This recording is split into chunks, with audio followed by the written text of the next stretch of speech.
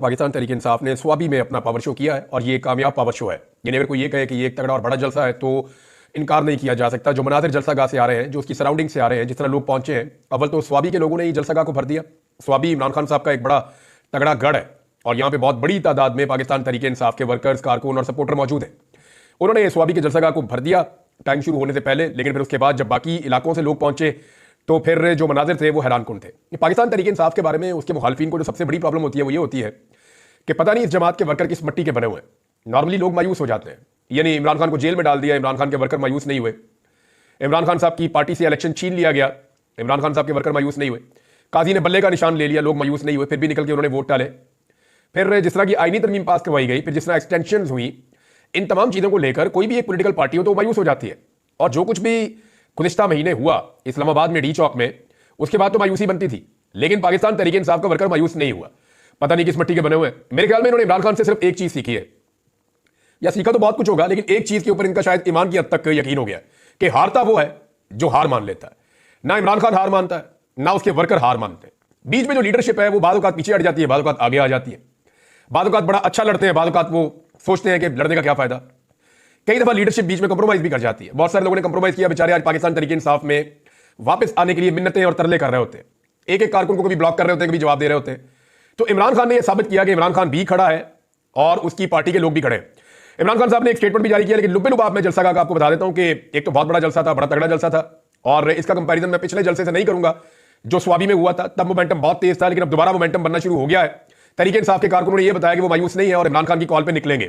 तो ये जो एक लिटमस टेस्ट था कि क्या ये जितनी भी एपिसोड हुई है गुज़िश्ता 1 से 1.5 माह में, इन्होंने या इन सारे वाकयात ने पाकिस्तान तहरीक इंसाफ में मायूसी फैलाई है। तो ये बात तो ठीक है कि एक सर्टेन लेवल तक मायूसी थी, लेकिन जो कारकुन है पाकिस्तान तहरीक इंसाफ का, वो आज भी इमरान खान के साथ पूरी तरह कनेक्टेड है और वो इमरान खान की कॉल का इंतजार करता है।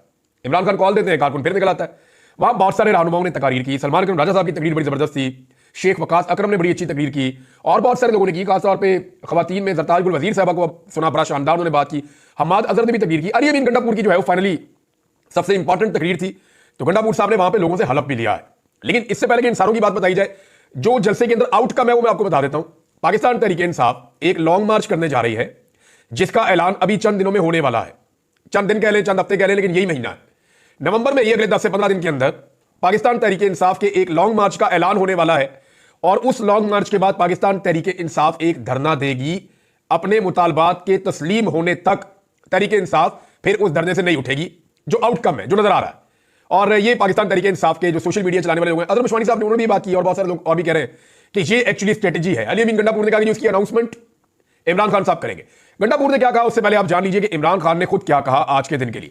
इमरान खान साहब ने भी एक पैगाम जारी किया है, उनका एक वीडियो सुनाया भी गया स्वाबी में, जो उन्होंने पहले एक तकरीर की थी। उन्होंने स्वाबी से पूछा कि क्या तुम तैयार हो इस्लामाबाद आने के लिए? मैं आप सबको इस्लामाबाद में देखना चाहता हूं और इस इंपोर्टेड हुकूमत से जान छुड़ाएंगे। और उन्होंने, इमरान खान साहब ने गुलामी से, इंपोर्टेड हुकूमत से जान छुड़ाने की बात की थी। बहुत पुरानी उनकी एक तकरीर है, वो उठाकर इस मौके पर चलाई गई और लोगों ने बड़ा जबरदस्त रिस्पॉन्ड बैक किया इमरान खान साहब को। उनकी आवाज ही सुन सकते हैं, वो भी पुरानी। ना कोई इमरान खान साहब को देख सकता है, ना कोई उनकी बात सुन सकता है।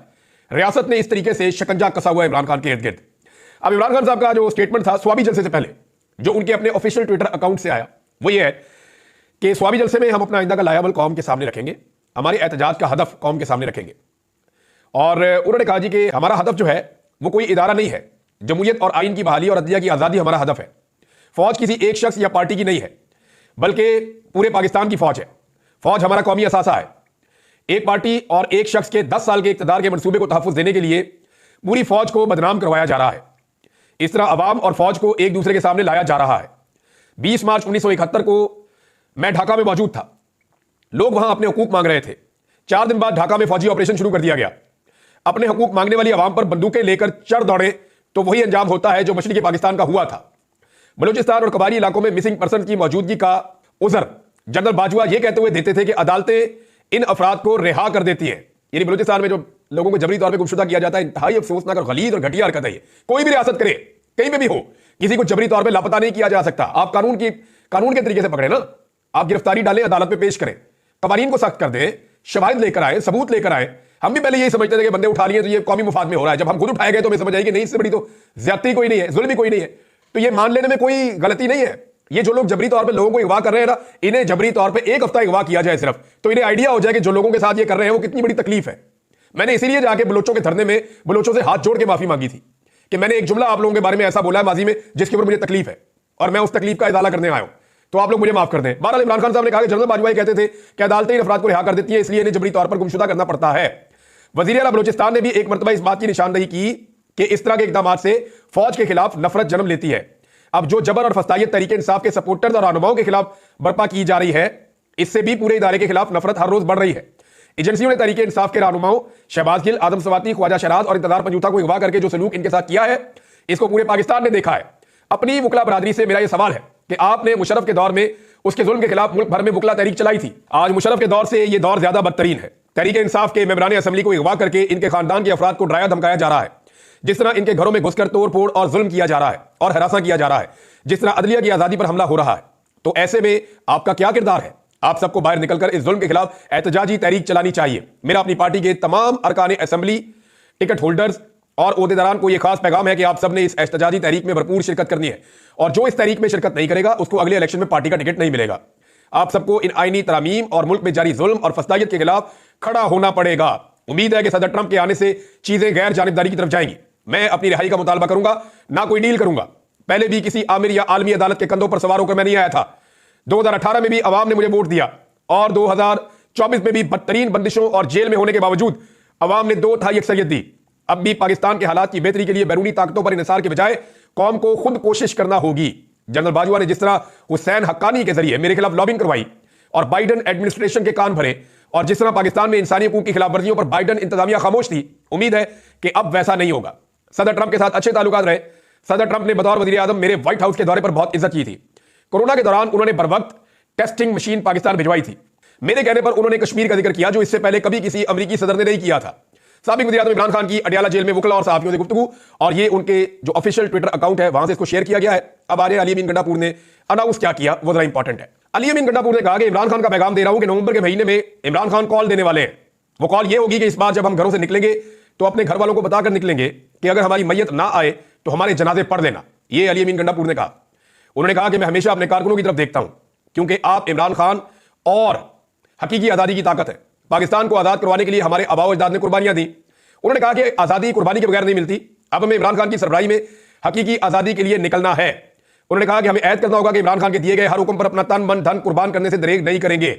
हुकूमत को ललकारते हुए उन्होंने कहा कि आपकी जानिब से हमारे कारकुनों के साथ जो सलूक किया जा रहा है इसका हम हिसाब लेंगे। अब कौम के पास एक ही ऑप्शन है कि वो इज्जत नीलाम करवाए या हकीकी आजादी के लिए बाहर निकले। कारकुनान फाइनल मार्के की तैयारी शुरू कर दे। जब भी कॉल मिले तो बोरिया बिस्तरा समेत एक सफेद चादर सर पर लपेट लेनी है और फिर इस्लामाबाद के लिए निकलना है। कारकुनों से हाथ उठाकर अली अमीन गंडापुर ने हलफ लिया कि वो इमरान खान के हर हुक्म पर अमल करेंगे और उनको रहा करवाने तक वापस नहीं जाएंगे। ये जनाब क्लैरिटी आ गई है।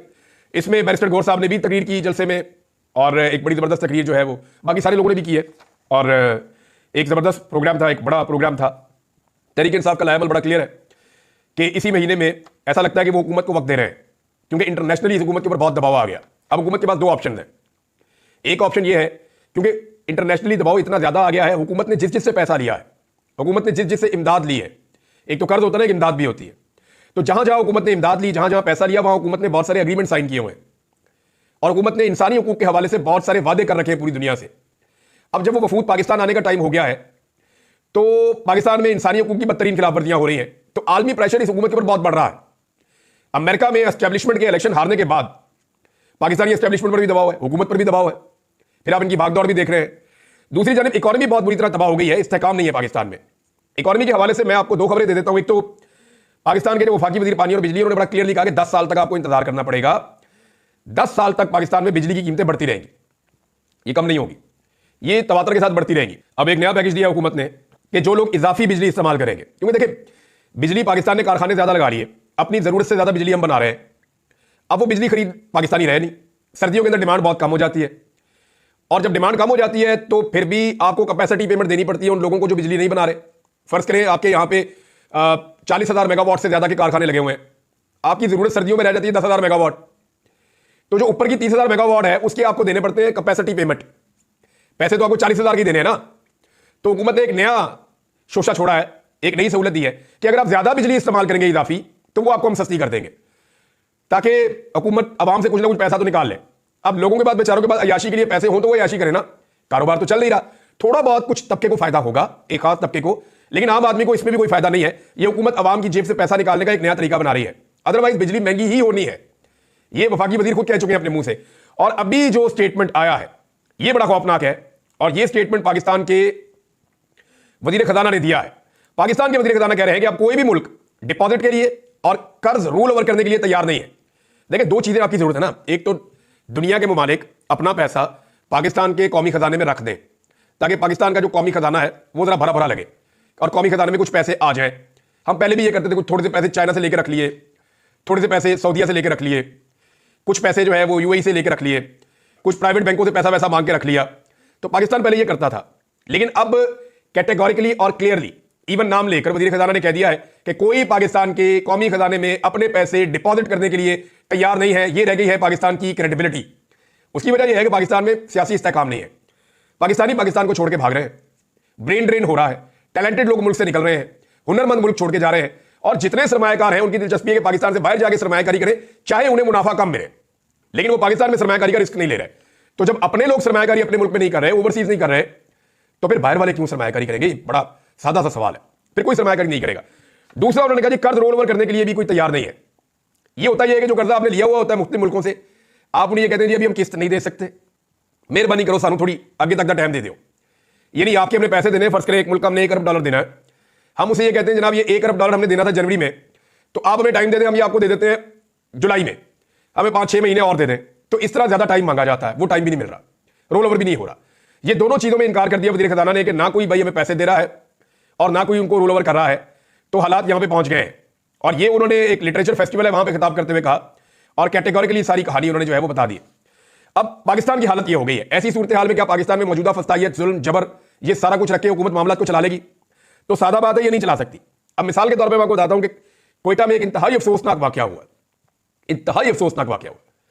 कोयटा रेलवे स्टेशन के ऊपर बम धमाका हो जाता, 25 लोग वहां पे शहीद हो गए, 50 से ज्यादा वहां पे जख्मी हो गए। एक तरफ जो मुल्क के दुश्मन है, जो अमन के दुश्मन है, वो अपनी कार्रवाइयां कर रहे हैं, दूसरी तरफ हमारी जो सूबाई हुकूमतें हैं या हमारी जो वफाकी हुकूमत है या हमारे जो इंटेलिजेंस के इदारे हैं वो क्या काम कर रहे हैं? वो दिन रात एक ही काम कर रहे हैं कि पीटीआई का जलसा रोको। अब जलसा स्वाबी में था और पूरा पंजाब, सिंध, बलूचिस्तान ये बंद किया हुआ था कि लोग निकल कर कहीं खैबर पख्तूनख्वा चले ना जाएं और जाकर जलसे में शामिल ना हो जाएं। ये पाकिस्तान की स्ट्रेटेजी चल रही है। जिन लोगों ने दहशतगर्दी को रोकना है वो लोग जलसे रोक रहे हैं, और जलसे रोकने में भी कामयाबी क्या मिल रही है? वो मनाजर पूरी दुनिया देख रही है कि आप लोगों पे गोलियां चला रहे हैं, शेलिंग कर रहे हैं, डंडे मार रहे हैं। फिर दुनिया आपके मुल्क में इन्वेस्ट क्यों करेगी? जिस मुल्क में अनारकी होती है, जिस मुल्क में रोला होता है, वहां लोग ना सयाहत के लिए जाते हैं, ना लोग वहां पे इन्वेस्टमेंट के लिए जाते हैं, बल्कि लोग वहां पे एडवाइजरी जारी करते हैं और आलमी सतह पर रैंकिंग होती है कि इस मुल्क में ट्रैवल क्यों नहीं करना चाहिए। और पाकिस्तान कहां खड़ा है ये सारी दुनिया को पता है। और ये अभी नहीं हुआ, ये 70 साल की कहानी है। हमने इस मुल्क के साथ खिलवाड़ी किया हमेशा, लेकिन जितना खेल हमने 70 साल खेला है ना, वो सारा हमने 2.5 साल में इकट्ठा खेल दिया, क्योंकि इमरान खान काबू नहीं आ रहा। ये बहुत मोटी पसली है जो इस मर्तबा इस निजाम के साथ लड़ी है, और ये हार नहीं मान रहा। इमरान खान ने यह साबित किया है कि इस मुल्क की सियासी तारीख का सबसे सख्त आदमी वो है जिसे कुचलना। वो एक दिन कहा था ना उसने, ख्वाजा साद रफीक ने, कि हम लोहे के चने हैं। तो एक्चुअली लोहे के चने कौन से होते हैं? जिनको चबाने से दांत टूट जाते हैं, वो लोहे के चने हमने देख भी लिए। लोहे का जो एक्चुअल चना पाकिस्तान में कोई 70 साल की तारीख में आया तो वो इमरान खान है। बाकी सबको चबा के डकार गया पाकिस्तान का निजाम, इमरान खान नहीं काबू हुआ। अब लाहौर के अंदर इस वक्त स्मोक की सिचुएशन आपके सामने है, बेड़ा गर्क हो गया लोगों का। डेंगी जो है वो पंजाब के अंदर आ गया, और पंजाब की वज़ीर आला प्राइवेट जेट के अंदर बैठ के खुसूसी तैयारे पे यूरोप की हवाएं अपने वालिद के साथ। अंदाजा कीजिए आप अंदाजा कीजिए कि हम लोगों से पैसा मांग रहे हैं, हम लोगों के लिए अल्लाह का वास्ता पैसे दे दो मुल्क चलाने हैं, और हमारे हुक्मरान जो हैं वो खुसूसी तैयारों पे यूरोप की सैरें कर रहे हैं, उनके इलाज वहां चल रहे हैं। कोई आप पे यकीन करेगा? कभी नहीं करेगा, कभी नहीं करेगा। अपना किबला दुरुस्त कीजिए। ये ग्लोबल विलेज है, लोगों को आपके बारे में सब कुछ पता है। आप आंखें बंद कर सकते हैं, लेकिन इससे लोगों को दिखाई देना बंद नहीं होगा। आंखें खोलिए और पहचानिए कि आप कहां खड़े हैं। हमें अपने हिसाब से अपनी स्ट्रेटजी को बदलना पड़ेगा। नहीं बदलेंगे तो जो आपके साथ हो रहा है आप ये डिजर्व करते हैं। अब तक के लिए इतने, अपना ख्याल रखिएगा, अपने चैनल का भी अल्लाह हाफिज़।